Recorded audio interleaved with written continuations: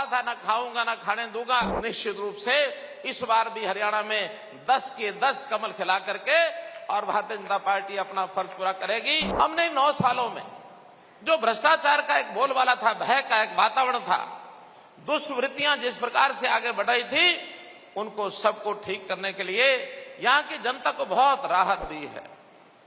मोदी जी ने कहा था न खाऊंगा न खाने दूंगा, हमने उस कदम पर चलते हुए हरियाणा में ये चीजें भुला दी हैं कि कोई भी भ्रष्टाचार के नाते आगे बढ़ेगा, निश्चित रूप से उसको कहीं और रास्ता दिखाएंगे। हम भ्रष्टाचार समाप्त करने के लिए हमने काम किया है।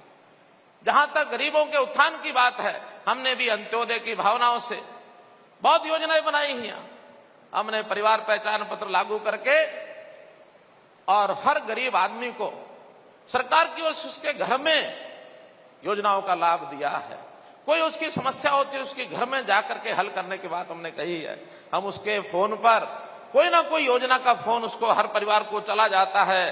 यहां तक कि हमने तो ऐसे हर गरीब परिवार के आदमी के जन्मदिन पर, शायद वो मनाने की परंपरा उसके यहाँ नहीं रही होगी, हमारे यहाँ उसको बधाई का संदेश भी जाता है। हम अपने आप उनके साथ जुड़े हैं। तो मित्रों, मैं माननीय गृह मंत्री जी को कहूंगा कि हम लोगों ने जो देश की सरकार के साथ, भारतवर्ष की सरकार के साथ हरियाणा सरकार कदम से कदम मिला के चल रही है, मैं आगे भी आपको विश्वास दिलाता हूं कि जैसे पिछली बार हमने 10 के 10 कमल यहां खिलाए थे, निश्चित रूप से इस बार भी हरियाणा में 10 के 10 कमल खिला करके और भारतीय जनता पार्टी अपना फर्ज पूरा करेगी और हम आगे बढ़ेंगे।